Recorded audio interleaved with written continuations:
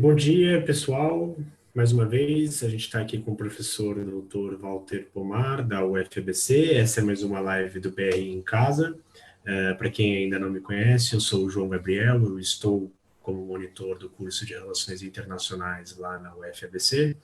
Eu convido a todos que ainda não curtiram a página do BRI e da UFABC a curtir, por favor, para estar por dentro da programação da TV BRI, do BRI em Casa, que é esse conjunto de lives e vídeos que a gente tem gravado com os professores do curso de BRI da UFABC e com convidados externos, com o intuito pedagógico, mas não exclusivamente, de tratar de assuntos relacionados à pandemia e os tópicos de relações internacionais. Então, a gente está mais uma semana com mais um encontro com o professor Walter Pomar, e eu agradeço a todos que estão acompanhando e todos que vão acompanhar com o vídeo gravado também. Professor, a palavra é sua. Obrigado mais uma vez por estar com a gente nesse espaço.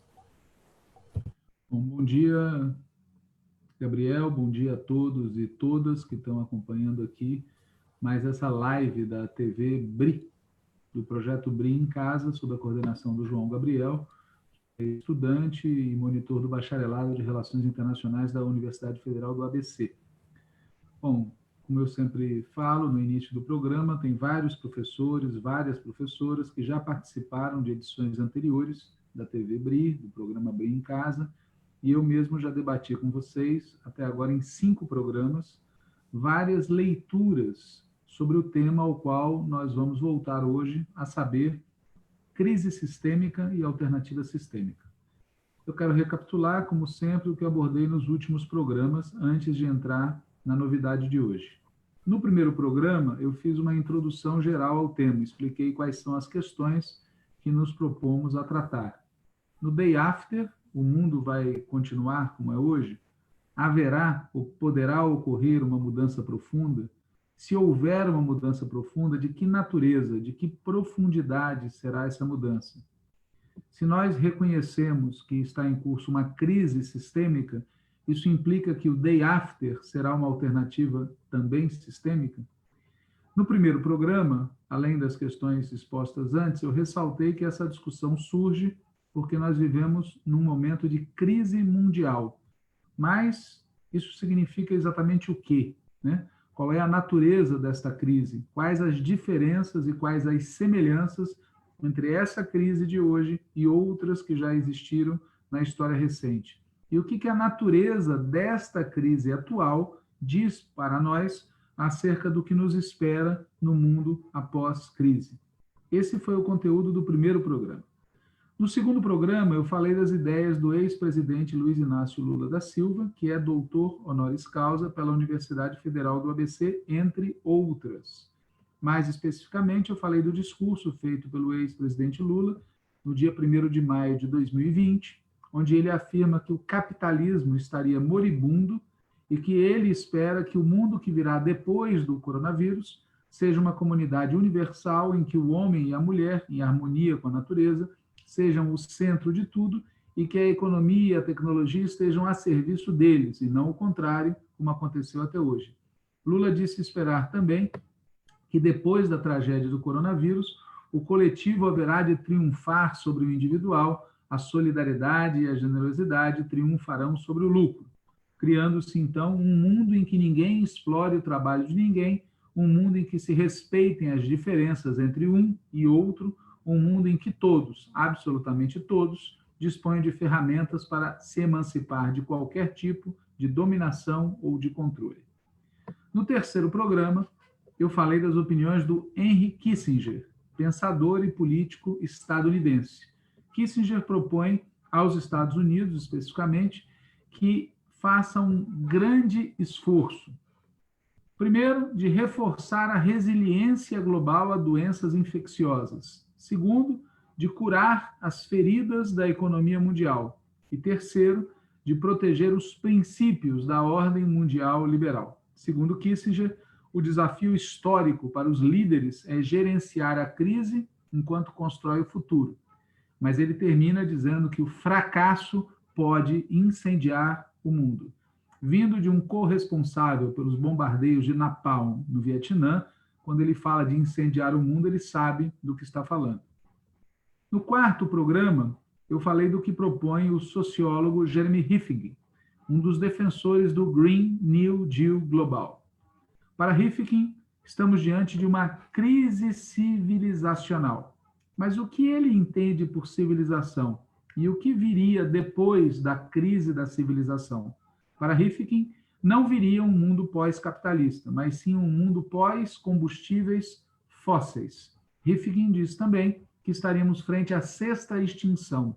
Vão desaparecer metade dos habitats e animais da Terra em 8 décadas. Ele diz também que estaremos rumo a uma terceira revolução industrial. No futuro, por ele previsto, tudo estará conectado, a internet das coisas, uma infraestrutura inteligente que manejará a economia com muito pouca supervisão humana. Serão algoritmos que vão comandar. Alguma coisa entre a Skynet, do Exterminador do Futuro, e os agentes do Matrix. No quinto programa, e anterior a esse, analisei o que pensa o israelense Yuval Noah Harari, autor de 3 livros bem conhecidos, o Homo Sapiens, o Homo Deus e 21 lições para o século XXI. Diz Harari, a humanidade está, neste momento, enfrentando uma crise global, talvez a maior crise da nossa geração. Neste momento de crise, diz ele, enfrentamos 2 escolhas particularmente importantes. A primeira é a escolha entre vigilância totalitária e empoderamento do cidadão. E a segunda escolha é entre isolamento nacionalista e solidariedade global. Ele fala que tanto a epidemia em si, quanto a crise econômica dela resultante, anotem, para Harari, a crise econômica é resultante da epidemia e não de fenômenos anteriores à epidemia. Tanto a epidemia em si quanto a crise econômica dela resultante são problemas globais. Eles só podem ser resolvidos efetivamente com cooperação global. E ele reclama que uma paralisia coletiva tomou conta da comunidade internacional. Parece não haver adultos na sala. E complementa, o atual governo dos Estados Unidos abdicou do cargo de líder. Deixou bem claro que se preocupa muito mais com a grandeza da América do que com o futuro da humanidade. E fala, se o vazio deixado pelos Estados Unidos não for preenchido por outros países, não só será muito mais difícil interromper a epidemia atual, mas seu legado continuará envenenando as relações internacionais nos próximos anos. Notem que há uma sintonia entre o que o Harari fala e aquilo que Kissinger fala, acerca do que ocorrerá se os Estados Unidos não cumprirem o seu papel ou se alguém não cumprir o seu papel. No mundo que eles antevêm, sempre há um hegemon. A humanidade precisa fazer uma escolha, diz Harari. Iremos percorrer o caminho da desunião ou adotaremos o caminho da solidariedade global? Ponto de interrogação. Se escolhermos a desunião, a crise não apenas se prolongará, mas provavelmente resultará em catástrofes ainda piores no futuro. Mas, diz ele, se escolhermos a solidariedade global, será uma vitória não apenas contra o coronavírus, mas contra todas as futuras epidemias e crises que possam assaltar a humanidade no século XXI. Fecha aspas. E com isso eu concluo a revisão do que foi dito nos programas anteriores dessa série. Ao terminar o quinto programa, eu deixei algumas perguntas. Como organizar uma nova ordem mundial sem deslocar a anterior? Como deslocar a ordem mundial anterior? E como ter solidariedade global num mundo organizado pela busca do lucro? Hoje, no sexto programa da série Crise Sistêmica e Alternativa Sistêmica, nós vamos falar das ideias do coreano Byung-Chul Han, que eu vou chamar de BCH para facilitar a nossa vida. Mas exatamente eu vou tratar das ideias que BCH apresenta em 2 textos. O primeiro deles é o Coronavírus de Hoje e o Mundo do Amanhã. Foi publicado em 22 de março de 2020 no jornal El País. Mas antes de falar do texto e do outro texto que comentarei ao final, também do BCH, aliás, Byung-Chul Han, vale um pouco falar dele. Ele nasceu em Seul, Coreia, em 1959. Estudou metalurgia e depois, nos anos 80, migrou para a Alemanha para estudar literatura.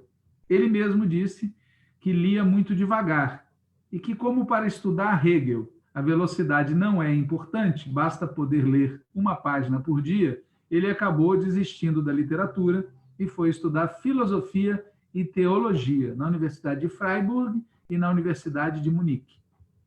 Em 1994, ele publica uma tese sobre Martin Heidegger e atualmente ele é professor de filosofia e estudos culturais na Faculdade de Artes da Universidade de Berlim.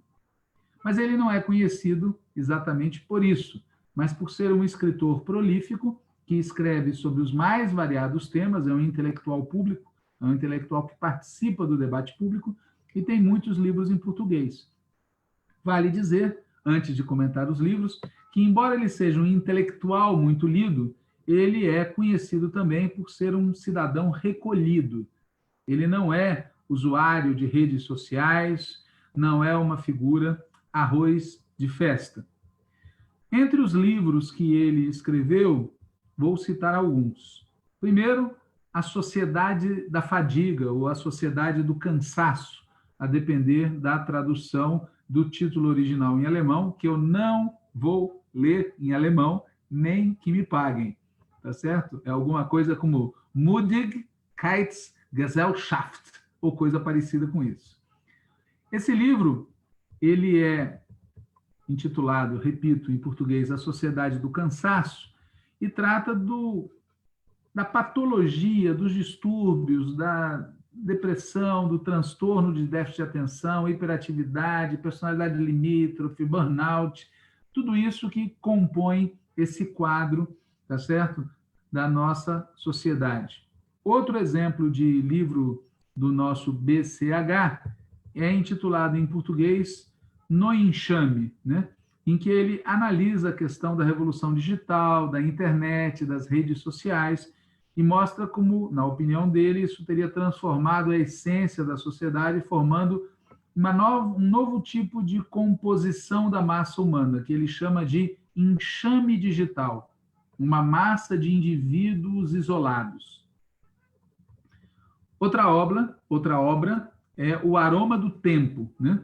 Onde ele trata do tempo como sendo o principal, ou melhor dizendo, a atomização do tempo, o fracionamento do tempo, como sendo o principal problema pós-moderno, o tema da fragmentação, algo que nessa época de lives, ensino à distância, contatos virtuais, é muito evidente para todo mundo, de como o nosso tempo ele é fracionado, quebrado, fragmentado, tá certo?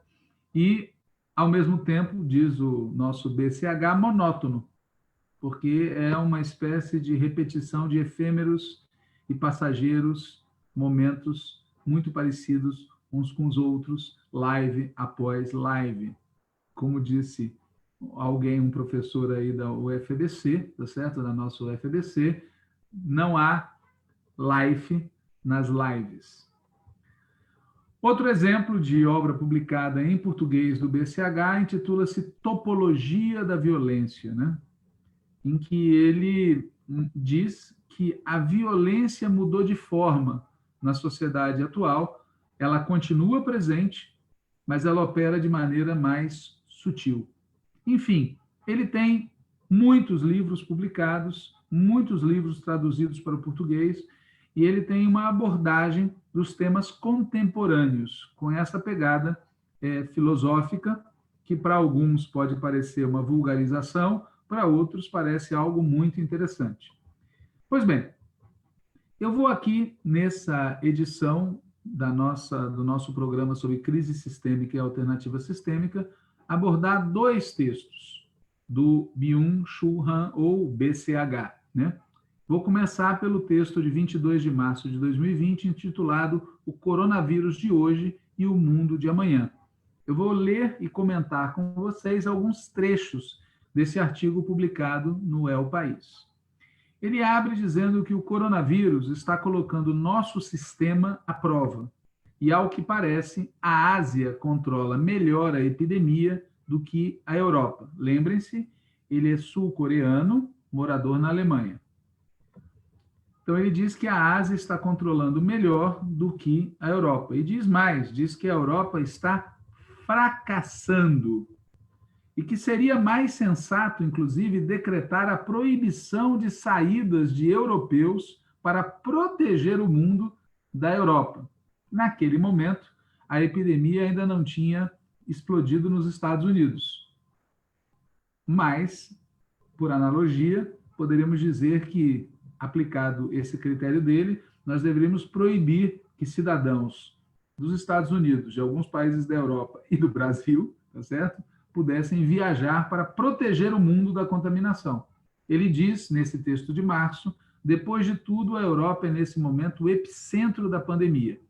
E ele pergunta, em comparação com a Europa, quais vantagens o sistema da Ásia oferece que são eficientes para combater a pandemia?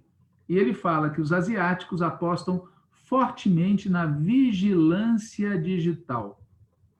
Diz que o Big Data salva vidas humanas, na opinião dos apologistas da vigilância digital.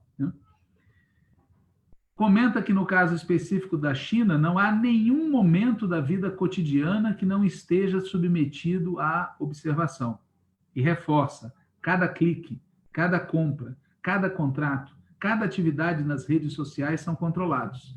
Quem atravessa no sinal vermelho, quem tem contato com críticos do regime e quem coloca comentários críticos nas redes sociais, perde pontos. A vida, então, pode chegar a se tornar muito perigosa. Pelo contrário, quem compra pela internet alimentos saudáveis e lê jornais que apoiam o regime, ganha pontos.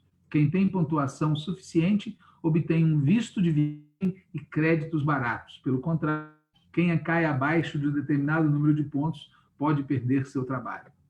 E agrega que na China existiriam 200 milhões de câmeras de vigilância. Pois muito bem. Na opinião dele, na Ásia, isso ocorre porque lá impera o coletivismo. E ele não se refere apenas à China. Não há um individualismo acentuado na Ásia, na opinião dele. E ele vai denominar tudo isso de uma biopolítica digital, que acompanharia a psicopolítica digital que controla ativamente as pessoas.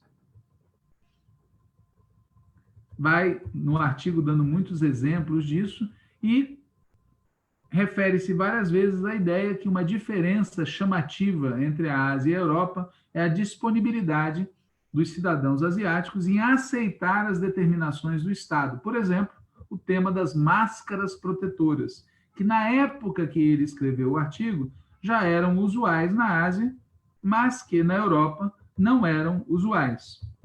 Se ele conhecesse o Brasil, ficaria muito chocado. Mas sigamos adiante. Ele chama atenção para o fato de que, no passado, a fabricação de máscara, da mesma forma que tantos outros produtos, foi externalizada à China.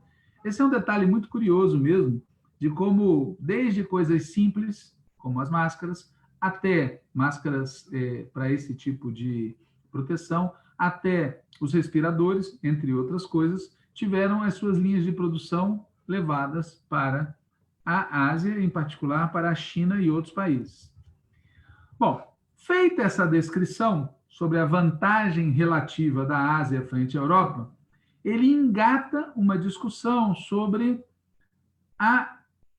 o paralelismo entre a situação de saúde e os seus efeitos econômicos. Ele diz, em março, apesar de todo o risco, que não deve ser minimizado, o pânico desatado pela pandemia de coronavírus é desproporcional.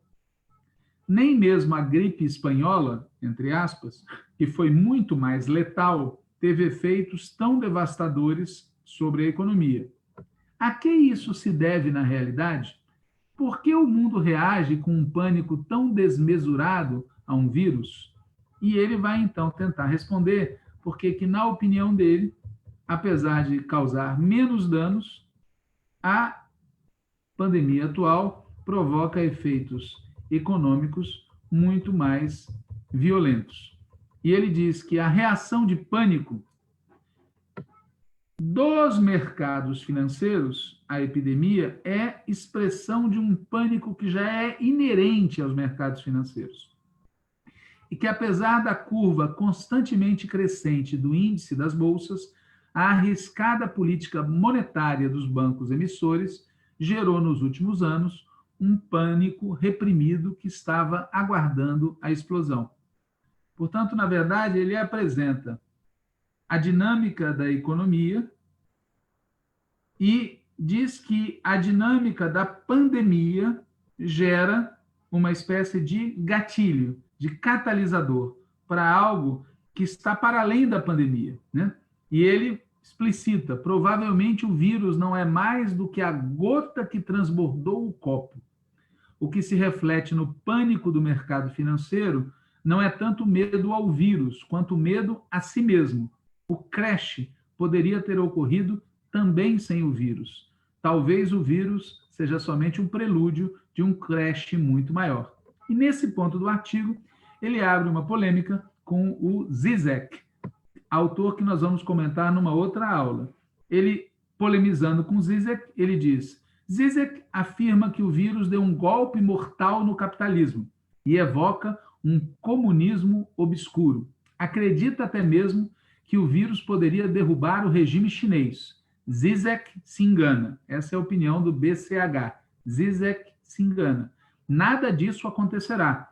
A China poderá agora vender seu Estado policial digital como um modelo de sucesso contra a pandemia. A China exibirá a superioridade de seu sistema ainda mais orgulhosamente. E, após a pandemia, o capitalismo continuará com ainda mais pujança. E ele diz que é possível que chegue até ao Ocidente o Estado policial digital ao estilo chinês. Por quê? Como já disse Naomi Klein, citada pelo BCH no artigo do El País, a comoção é um momento propício que permite estabelecer um novo sistema de governo. Também a instauração do neoliberalismo veio precedida frequentemente de crises que causaram comoções. E ele fala: espero que após a comoção causada por esse vírus, não chegue à Europa um regime policial digital como o chinês. Se isso ocorrer, como teme Giorgio Agamben, o estado de exceção passaria a ser a situação normal. Dito isso, ele vai chegando na conclusão do artigo. Ele fala: o vírus não vencerá o capitalismo. A revolução viral não chegará a ocorrer. Nenhum vírus é capaz de fazer a revolução. O vírus nos isola e individualiza, não gera nenhum sentimento forte. E completa: não podemos deixar a revolução nas mãos do vírus. Nós, pessoas dotadas de razão, e isso está com caixa alta, somos nós, pessoas dotadas de razão, que precisamos repensar e restringir radicalmente o capitalismo destrutivo e nossa ilimitada e destrutiva mobilidade para nos salvar, para salvar o clima e para salvar nosso belo planeta. Muito bem, então, é dessa forma que o Byung-Chul Han, BCH, termina o seu texto. Eu vou repassar algumas frases deste final, né? A preocupação dele de que o capitalismo europeu ou de outras regiões, o capitalismo ocidental, case com um Estado policial, que ele atribui a uma disseminação do modelo chinês. Segundo, a afirmação de que não podemos deixar a revolução nas mãos do vírus e que somos nós, pessoas dotadas de razão, que precisamos repensar e restringir radicalmente o capitalismo destrutivo. Aqui há 3 temas. O primeiro, muito importante, é a noção de capitalismo de vigilância. Por que é que, no início do século XXI, as restrições às liberdades individuais são uma das características mais fortes do mundo construído pelo neoliberalismo, parente daquele liberalismo que ressaltava as liberdades individuais. Tem aí uma contradição interessantíssima para ser estudada. O segundo tema é essa noção de que nós temos que repensar e restringir o capitalismo destrutivo. Note que ele falou antes, com muita força, da palavra revolução. Mas depois, quando ele vai traduzir a palavra revolução, ela vira repensar e restringir. Não é acabar, degolar, destruir, demolir. Não, é repensar e restringir. É um fenômeno muito curioso em muitos intelectuais públicos, esse uso de algumas palavras tonitruantes que te conquistam pela força retórica, tipo revolução. E depois, quando você vai olhar o conteúdo, você descobre que é outra coisa, mais ou menos como aquele rei do Shrek 2, que aparece num cavalo branco, numa armadura de metal, e quando sai, não é propriamente uma figura ameaçadora, né?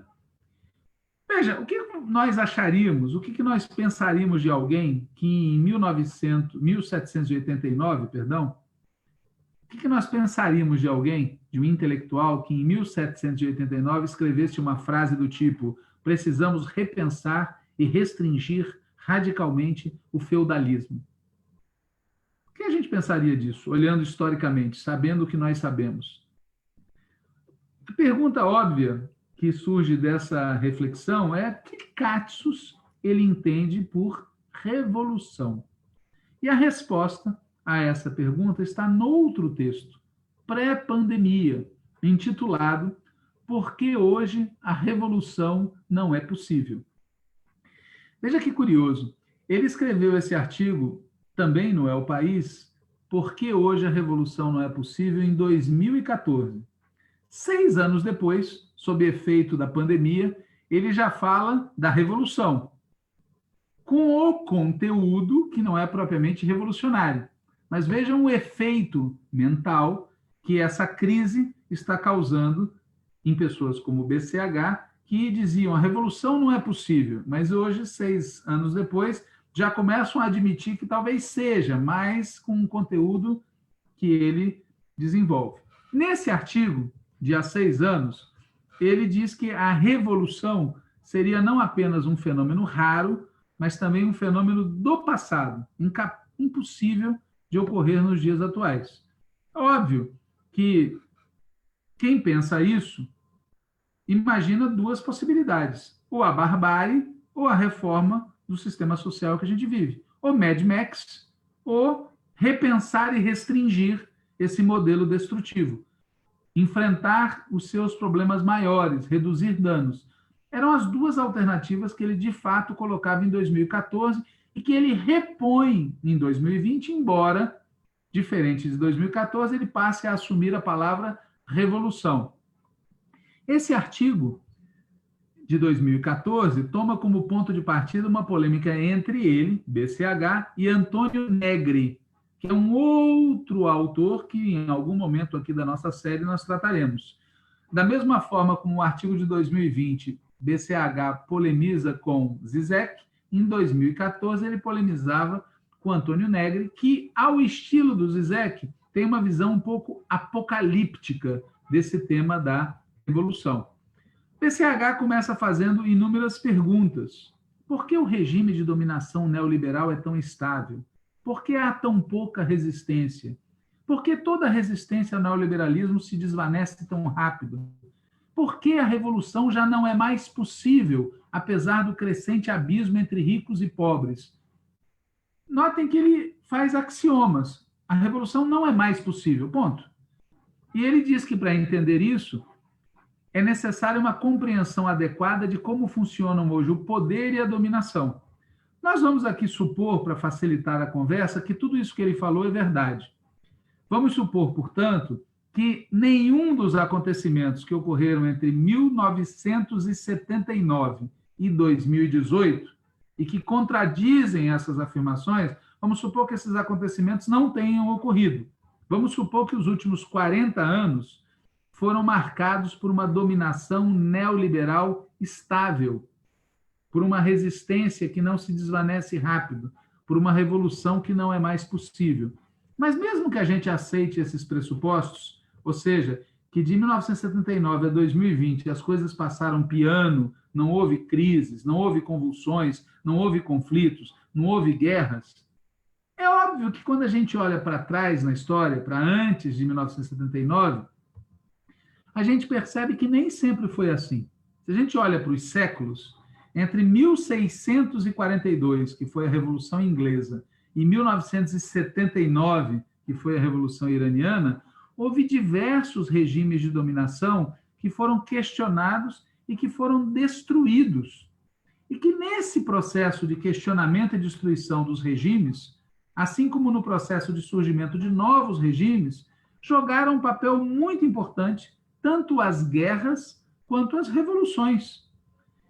Em segundo lugar, não é a primeira vez na história que aparecem pessoas falando que a revolução não é mais possível a partir da percepção de que, num determinado momento da história, prevalece a estabilidade, né? Entre 1642 e 1979, também houve vários momentos de estabilidade dos regimes de dominação. Nesses momentos, as reformas parciais, ou até mesmo as contra-reformas, predominaram sobre as revoluções, predominaram sobre as guerras. Mas quando a gente vê em perspectiva histórica, esses períodos de estabilidade que ocorreram ao longo dos séculos, na verdade, acumularam material explosivo por uma próxima rodada de instabilidade, que em alguns momentos resultou em guerras, resultou em revoluções e resultou em mudanças de regime.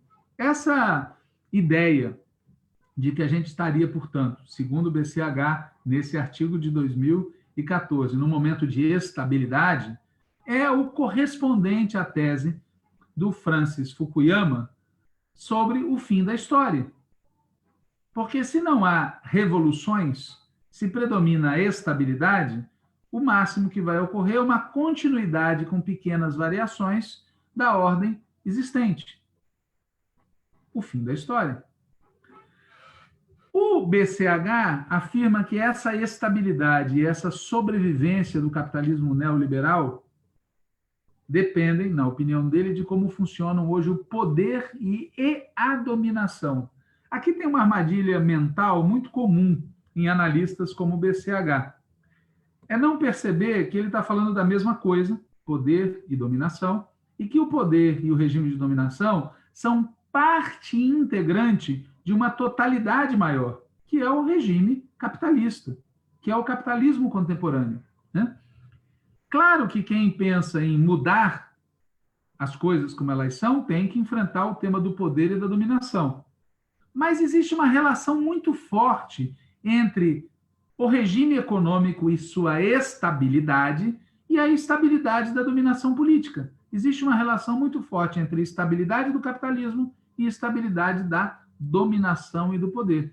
Por isso, não dá para tratar o poder e a dominação como uma realidade fechada em si mesma. É preciso entender como é que se articula dominação e exploração, para dizer de outra maneira como se articula economia e política. E, aliás, é por isso que a famosa economia política é tão importante. É exatamente o ponto de intersecção entre a maneira como as pessoas produzem e reproduzem a sua vida material e a maneira como as pessoas produzem e reproduzem a sua vida comum em sociedade. Economia política, né? O objetivo dos capitalistas, sempre é bom a gente lembrar deles, né, porque são os que dominam o mundo, não é dominar. O objetivo dos capitalistas é acumular capital. A dominação é um meio, é um instrumento para o seu fim efetivo, para a sua finalidade precípua, né? O sistema de dominação é um meio, portanto, quem deseja compreender o sistema de dominação precisa compreender o capitalismo como um todo, não apenas a política, mas também a economia, a produção e a reprodução da vida.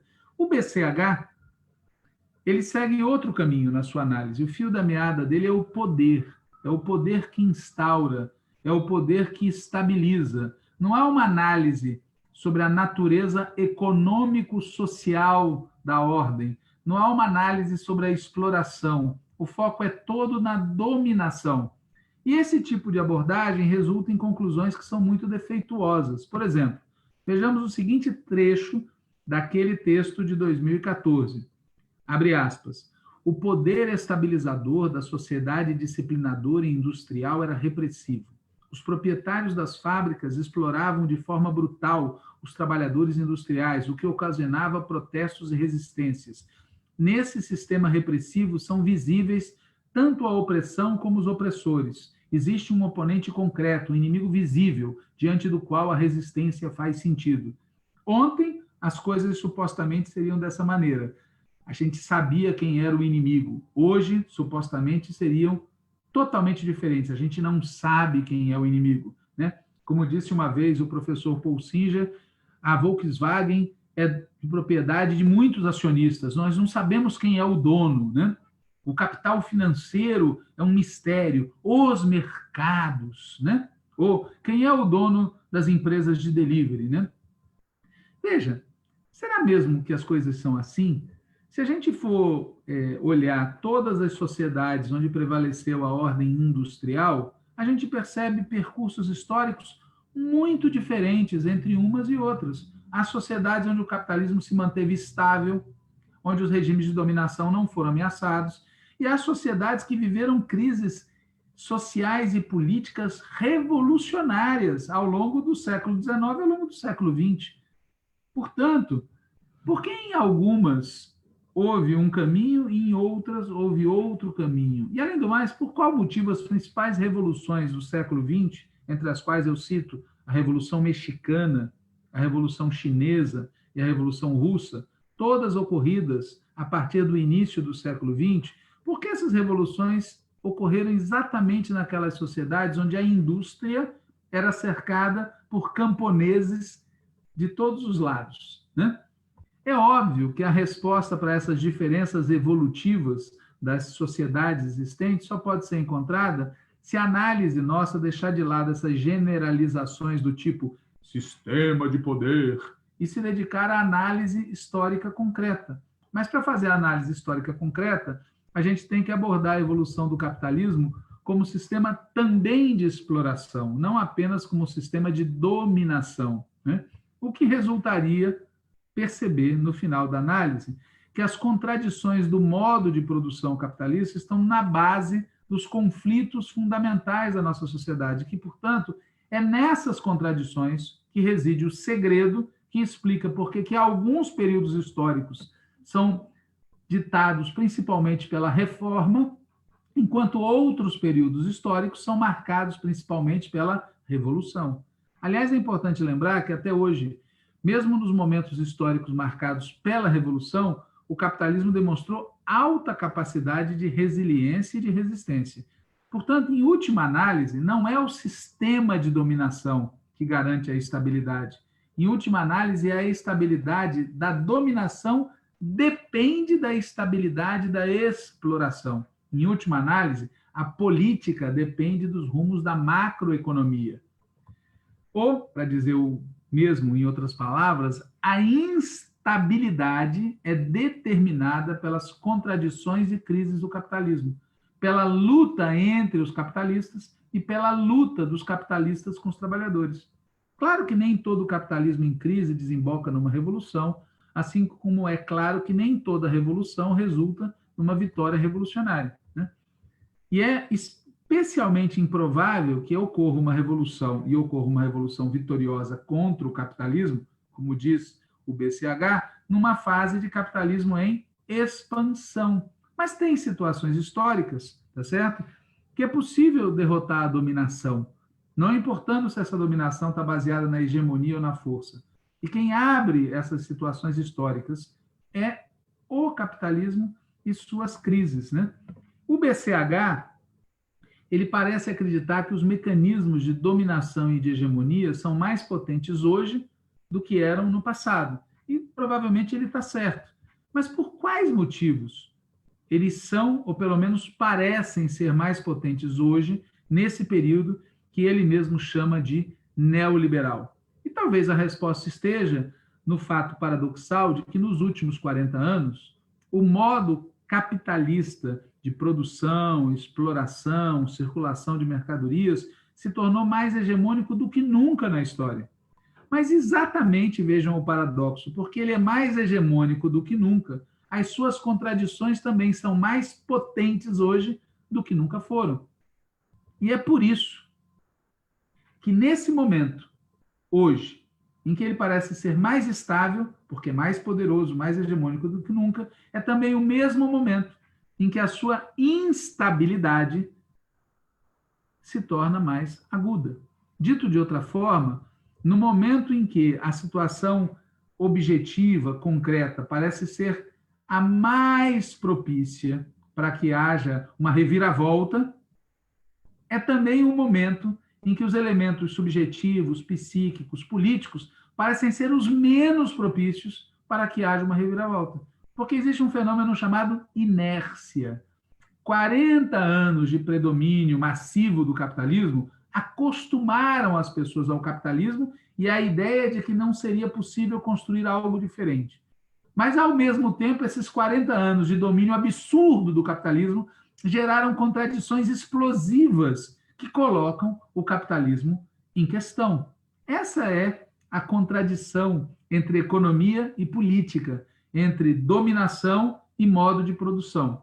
Para quem acredita que a política atua no vácuo, a única conclusão é aquela proposta pelo BCH. Como as pessoas se acostumaram com esta ordem, fazer uma revolução contra esta ordem não é mais possível. Mas quem se deu ao trabalho de estudar os processos revolucionários ocorridos ao longo de séculos, vai perceber que existe uma dinâmica muito mais complexa entre esses fatores ditos objetivos e os fatores ditos subjetivos. Por exemplo, a Primeira Guerra Mundial. Se existe um momento na história onde parecia que a possibilidade do socialismo tinha sido completamente enterrada pelos fatos, foi quando foi deflagrada a Primeira Guerra Mundial.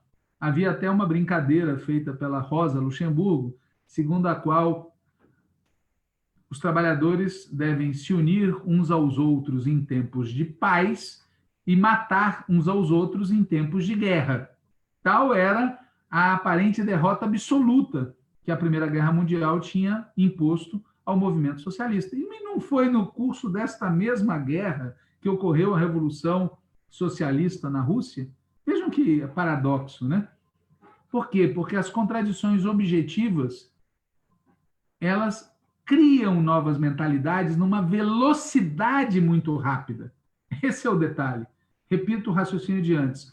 40 anos, no nosso caso atual, de estabilidade relativa de um certo regime econômico, faz com que a nossa psique social se acostume a esse regime e passe a achar que ele é o único possível. A história acabou. Mas, ao mesmo tempo, esses 40 anos acumulam material explosivo.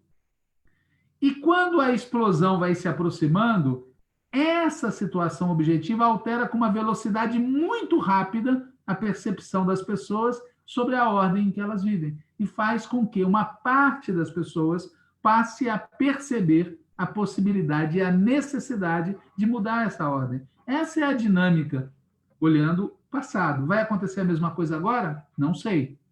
Mas olhando para o passado, eu poderia responder que talvez, quem sabe, se o que ocorreu no passado se repetir agora, a gente pode estar, sim, num momento em que a revolução, no entendimento da palavra, no sentido mais profundo, ou seja, a construção de uma nova ordem diferente do capitalismo, pode, sim, vir a ocorrer nesse período histórico, até porque o capitalismo tem demonstrado nos últimos anos uma incapacidade de se auto-reformar muito grande. Basta pensar na crise de 2008 e aquilo que não foi feito para dirimir os problemas que aquela crise revelou terem causado a própria crise, né? Muito bem. No artigo de 2014, o BCH diz o seguinte: é importante distinguir entre o poder que impõe e o poder que estabiliza, né? O poder estabilizador adquire uma forma amável, smart, e assim se faz invisível e inatacável. o sujeito submetido nem sequer é consciente de sua submissão, acredita ser livre. Essa técnica de dominação neutraliza a resistência de uma forma muito eficiente. A dominação que submete e ataca a liberdade não é estável. Por isso, o regime neoliberal é tão estável. Por isso, o regime neoliberal é imunizado contra toda resistência, porque faz uso da liberdade em lugar de submetê-la. Eu peço a quem está acompanhando essa exposição que pense na quantidade de guerras, repressões violentas, opressão sistemática aos direitos de organização e manifestação ocorridos nesse período que ele diz que é tão instável. Não é fato que o regime neoliberal seja estável. Não é fato que ele seja imunizado contra toda resistência, né? Se fosse verdade, a população carcerária dos Estados Unidos não seria do tamanho que é. Se fosse verdade, o ato patriota não teria sido necessário. Se fosse verdade, não estaria crescendo em todo mundo o capitalismo de vigilância. Porque só existe capitalismo de vigilância porque alguém em algum lugar tem medo de alguém. Senão, não seria necessário, né? Se não fosse verdade o que ele fala, não estariam crescendo não apenas as restrições aos direitos democráticos básicos, mas também não estariam crescendo os orçamentos militares em todo o mundo, né? O erro, na minha opinião, que o BCH comete está em não perceber que a dinâmica objetiva do modo capitalista conduz de tempos em tempos para situações de opressão política aberta e para situações de guerra, e que nós estamos exatamente num desses momentos. Aliás, de certa maneira, que ele em 2014 tenha dito que a revolução não era mais possível, e em 2020 ele fala que somos nós, cidadãos dotados de razão, que temos que fazer a revolução, é uma homenagem que ele presta ao fato de que isso que eu estou falando não é uma tonteria, ele está prestando uma homenagem à realidade. A realidade está empurrando, tá certo, a situação para um confronto que pode decidir a continuidade piorada do regime que a gente vive, pode levar a uma mudança profunda no regime que a gente vive ou pode levar a uma subversão do regime que a gente vive. O que vai prevalecer, não sei, mas essas possibilidades históricas estão abertas. Claro que ele tem razão quando ele diz que não se forma uma massa revolucionária com indivíduos esgotados, depressivos e isolados. O erro que ele comete em 2014 e repete em 2020, na minha opinião, está em não se dar conta de que essa não é a primeira vez na história que a classe trabalhadora vive uma mutação na sua forma de ser e viver. Quem aqui não assistiu Tempos Modernos, do Chaplin? Quem não lembra do operário fazendo assim? Era essa a visão que grande parte do movimento socialista tinha na época. A introdução da máquina, da linha de montagem, ia transformar os trabalhadores em autômatos, incapazes de pensar, incapazes de fazer coisas diferentes. E o que ocorreu ao longo do século XX? Não ocorreu só isso, ocorreu muito mais do que isso, tá certo? Da mesma forma que há pressões no sentido da submissão, na transformação do ser humano em continuidade da máquina, há também pressões em sentido oposto, né? A classe trabalhadora não deixa de existir e, portanto, ela não deixa de lutar por melhorar as suas condições de vida. E eu encerraria, portanto, esse programa citando o fato mais relevante das últimas semanas, na minha opinião, ocorrido em plena Avenida Paulista, quando um entregador desses sistemas de delivery disse: eu não sou empreendedor, eu sou um trabalhador. Essa é a frase mais importante do ano, porque isso mostra que a suposta, tá certo, diluição do caráter de classe das pessoas provocada por esse sistema de uberização, fragmentação, etc., é só suposta. Na vida real, as pessoas lutam por viver melhor. E mais cedo ou mais tarde, esses que foram convencidos por essa ideologia do empreendedorismo vão descobrir, já estão descobrindo e vão reagir de acordo com essa descoberta. Vão descobrir que são classe trabalhadora, pessoas que vivem do trabalho e que, portanto, podem sonhar com um mundo em que aqueles que produzem as riquezas também sejam aqueles que decidem como produzir, o que produzir e como distribuir essa riqueza.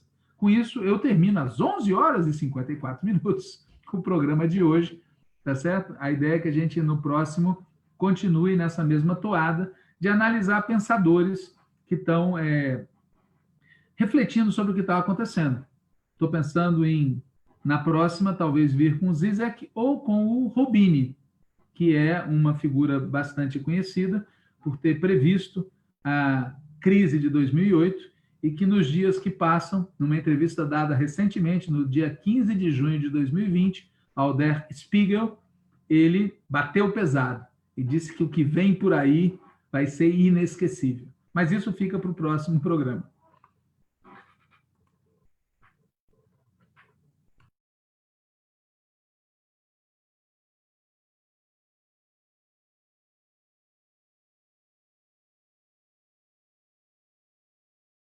Ah, tá mutado. Nossa, é pra vocês verem como é que é, né? Eu também, eu que faço isso todo dia, esqueço que eu tô mutando o microfone. Eu agradeço a todo mundo que acompanhou, obrigado, professor, e houveram comentários aí, inclusive, pedindo a Paula Simone Ribeiro, pedindo para que você comentasse sobre o Zizek numa outra oportunidade. Eu acho que vai ser legal. Para quem estiver no Facebook e quiser fazer qualquer comentário ou pergunta, a gente não tem nada inscrito por enquanto. Teve gente que chegou agora no final, mas que vai poder acompanhar depois. 2 pessoas perguntaram, a live vai estar gravada. Acho que é isso, então. A gente cumpriu com o tempo que a gente tinha combinado, para também não comprometer o horário do professor Walter. Se você tiver qualquer comentário para fazer para concluir, professor, pode usar, o momento é seu. E aí a gente marca, então, um encontro nas próximas semanas. E quem estiver acompanhando e não curtiu a página e estiver começando a acompanhar agora, por favor, curta a página do BRI da UFABC, porque a gente tem próximas lives que já estão agendadas e eu estou compartilhando quase diariamente a agenda do projeto do TV BRI e do BRI em Casa. Eu só queria recomendar fortemente que todos assistissem a um dos últimos vídeos divulgados pelo maior intelectual brasileiro, o senhor Olavo de Carvalho, residente nos Estados Unidos, em que ele aparece com um tapa-olho e faz reflexões profundas sobre a conspiração transcendental que está em marcha e que ameaça o futuro do povo brasileiro. Recomendo a todos que assistam, está imperdível, impagável. Assistam Olavo de Carvalho na sua mais recente aparição. É só esse o comentário que eu queria fazer. E semana que vem estamos aí novamente. Valeu, professor. Tchau, gente. Boa tarde. Tchau, tchau.